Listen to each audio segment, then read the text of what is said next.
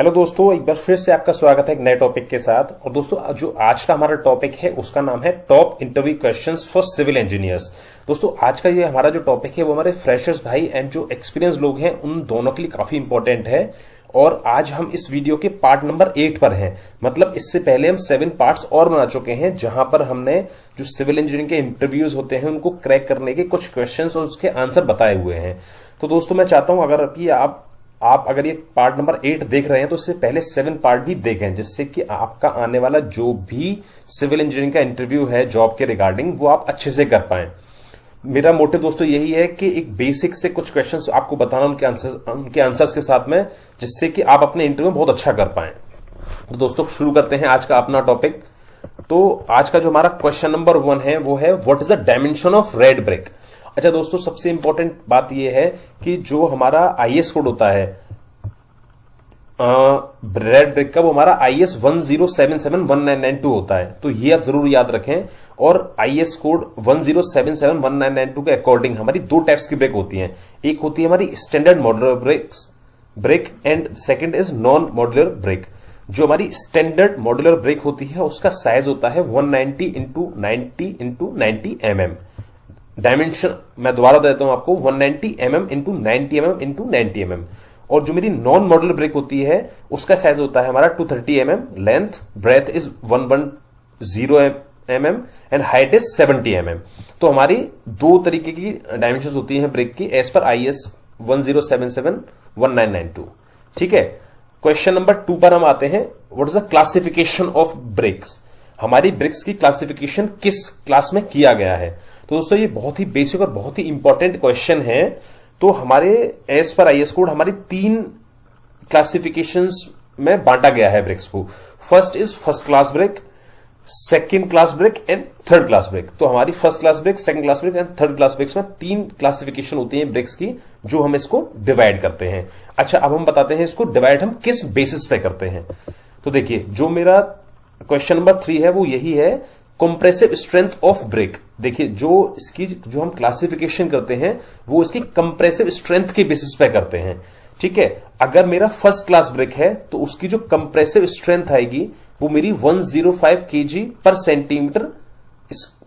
Centimetre square आएगी। ठीक है, यही अगर मेरा सेकंड क्लास ब्रिक है, जो कि सेकंड क्लासिफिकेशन है ब्रिक्स की, उसकी जो हमारी कंप्रेसिव स्ट्रेंथ आती है वो मेरी 70 kg पर सेंटीमीटर स्क्वायर आएगी। ठीक है, और जो मेरा थर्ड क्लास ब्रिक है उसकी जो मेरी कंप्रेसिव स्ट्रेंथ आती है वो 35 kg पर सेंटीमीटर स्क्वायर आती है। तो दोस्तों, ये बहुत ही इंपॉर्टेंट है क्वेश्चंस। ये जो क्वेश्चन है ये इंटरव्यूज में काफी पूछा जाता है कि फर्स्ट, सेकंड और थर्ड क्लास की इस कंप्रेसिव स्ट्रेंथ क्या होती है। तो आप ये बहुत अच्छे से याद रखें और आपकी काफी हेल्प होगी इससे। फिर हम आते हैं क्वेश्चन नंबर 4 पर। क्वेश्चन नंबर 4 हमारा है constituents of fly ash bricks. जो हमारी फ्लाई ऐश ब्रिक कंस्ट्रक्शन में यूज होती है, इसके हमारे कॉन्स्टिट्यूएंट्स क्या क्या होते हैं। तो दोस्तों, एक हमारा होता है फ्लाई ऐश, जो कि हमारा ये बेसिकली राख होती है। और जो एनटीपीसी के जो प्लांट्स वगैरह होते हैं वहां से जो कोयला जलाने के बाद जो राख बचती है वो फ्लाई ऐश होती है। और ये हमारी जो एनटीपीसी प्लांट से ही मैक्सिमम हमें मिलती है। तो जो हमारे constituents of fly ash brick होती है, फर्स्ट इसका है fly ash brick, second is sand, third is dust and fourth is cement. तो ये हमारे 4 बेसिकली इन चारों के कॉम्बिनेशन से हम फ्लाई ऐश ब्रिक बनाते हैं अपने प्लांट्स पर, अपनी साइट्स पर। और ये काफी अच्छी चीज है फ्लाई ऐश ब्रिक। ये हम आपको नेक्स्ट क्वेश्चन बताते हैं। नेक्स्ट हमारा क्वेश्चन है advantages of fly ash bricks over red bricks. दोस्तों, आजकल जो आप देख रहे होंगे कंस्ट्रक्शन में हमारी जो फ्लाई ऐश ब्रिक्स है वो बहुत ज्यादा यूज होती है as comparison to red bricks. तो ये बहुत ही बेसिक सा एक इंटरव्यू क्वेश्चन है कि हम फ्लाई ऐश ब्रिक्स को क्यों यूज करते हैं ओवर रेड ब्रिक्स। ठीक है, तो उसका पहला आंसर आप दे सकते हैं, वो दे सकते हैं फ्लाई ऐश ब्रिक्स एब्जॉर्ब्स मोर वाइब्रेशन। दोस्तों, जो बिल्डिंग में कंपन होता है, फ्लाई ऐश ब्रिक्स बहुत अच्छे से उस कंपन की वाइब्रेशंस को बियर कर सकते हैं, एब्जॉर्ब कर लेती हैं। यही रेड ब्रिक थोड़ा कम कर पाती है। सेकंड है चीप एंड नेचर फ्रेंडली। दोस्तों आपको पता है ये सस्ती भी होती है हमारी फ्लाई ऐश ब्रिक और नेचर फ्रेंडली भी होती है, क्योंकि ये फ्लाई ऐश से बन रही है। रेड ब्रिक के लिए हमें मिट्टी एक्सकेवेट करना पड़ता है और हमें उसमें नेचर में से मिट्टी लेनी पड़ती है, बट यही मैं फ्लाई ऐश ब्रिक की बात करूं तो वो राख से बनती है, उसमें ऐसा कोई नेचर को हार्म करने वाला कॉन्स्टिट्यूएंट नहीं होता है। Third is light weight. दोस्तों ये जो हमारी फ्लाई ऐश ब्रिक होती है वो रेड ब्रिक के कंपैरिजन में कम से कम 20 से 25% हल्की होती है वेट में। तो जब हल्की होती है तो ये इजी टू यूज होती है। तो हमारा जो नेक्स्ट फोर्थ पार्ट है वो यही है कि easy to use. Easy to use इसलिए है क्योंकि वो हल्की है, तो जो भी मैन पावर काम कर रही होती है वो अच्छे से उसको हैंडल कर लेती है। सेकेंड और हमारा लास्ट पॉइंट है red bricks require more heat of red bricks requires more heat to produce. दोस्तों जो रेड ब्रिक्स हमारी बनती है वो आपने देखा होगा भट्टों पर बनती है, और भट्टों में बनाने के लिए उसके लिए हमें बहुत ही एक एनर्जी, बहुत ही हीट देनी पड़ती है, और वो काफी पॉल्यूशन भी करता है, और उससे हमारी जो एनवायरनमेंट में हीट बहुत प्रोड्यूस होती है जो कि एनवायरनमेंट के लिए अच्छी नहीं होती है।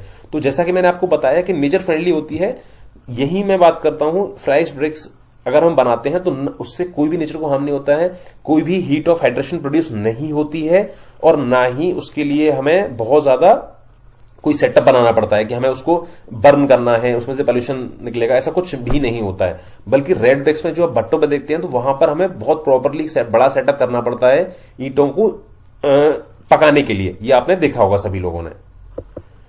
नेक्स्ट और आज का हमारा लास्ट क्वेश्चन है फील्ड टेस्ट ऑफ ब्रिक्स। दोस्तों ये टेस्ट भी हमारे IS कोड 10771992 में मेंशन्ड है, और दोस्तों ये 4 इंपॉर्टेंट टेस्ट हैं। अच्छा, ये जो टेस्ट हैं इसके लिए मैंने स्पेशली वीडियोस बना रखी हैं, और मैं अपने नीचे डिस्क्रिप्शन में आपको उसका लिंक भी डाल दूंगा, अगर आप देखना चाहें तो वहां से भी उन टेस्ट को देख सकते हैं। तो सबसे पहला है हमारा साउंड टेस्ट, साउंडनेस टेस्ट। दोस्तों जब हम ईंटों को एक दूसरे से टकराते हैं तो उसमें मेटेलिक साउंड आता है, ठीक है। सेकंड है हमारा वाटर एब्जॉर्प्शन टेस्ट। ये हम पता लगाते हैं कि उसमें बेसिकली कितना वाटर एब्जॉर्ब कर रही है। Third is tolerance test. दोस्तों ये हमारी डायमेंशंस को चेक करने के लिए होता है, और ये हम टेस्ट कैसे करते हैं इसका भी एक मैंने वीडियो बनाया हुआ है, मैं आपको कमेंट सेक्शन में डिस्क्रिप्शन बॉक्स में इसका लिंक डाल दूंगा। एंड फाइनली फोर्थ है कॉम्प्रेसिव स्ट्रेंथ टेस्ट। दोस्तों जो मैंने आपको इनिशियली देखिए ये आपको दिखाया था क्वेश्चन नंबर 2 में, क्वेश्चन नंबर 3 में कॉम्प्रेसिव स्ट्रेंथ। तो कॉम्प्रेसिव स्ट्रेंथ हम टेस्ट कैसे करते हैं ये भी मैं आपको अपने डिस्क्रिप्शन में डाल दूंगा, तो आप वहां से देख सकते हैं। दोस्तों ये बेसिकली 4 मेजर टेस्ट हैं जो ब्रिक्स के करते हैं। First is soundness test, second is water absorption test, third is tolerance test, and fourth is compressive strength test. तो दोस्तों मैं उम्मीद करता हूं इस वीडियो को देखने के बाद आपको ब्रिक्स और रेड ब्रिक्स और फ्लाई ऐश ब्रिक्स में एक कंपैरिजन समझ में आ गया होगा, और ये क्या क्या होती हैं एज पर IS कोड ये भी आपको पता चल गया होगा। दोस्तों ये वीडियो आपको कैसा लगा ये मेरे कमेंट सेक्शन में मुझे जरूर बताएं, और अगर आपको अभी भी कुछ कंफ्यूजन रहती है तो मेरे कमेंट सेक्शन में मुझसे जरूर पूछें। और अभी तक आपने इस चैनल को सब्सक्राइब नहीं किया है सब्सक्राइब करें, और अपने जानने वालों को भी इस चैनल के बारे में बताएं, जिससे कि वो भी मैक्सिमम से maximum knowledge and information gain कर पाए इस चैनल के। तो दोस्तों आज का ये टॉपिक हम यही खत्म करते हैं, मिलते हैं एक नए टॉपिक के साथ नेक्स्ट वीडियो में। तब तक के लिए thank you and all the best.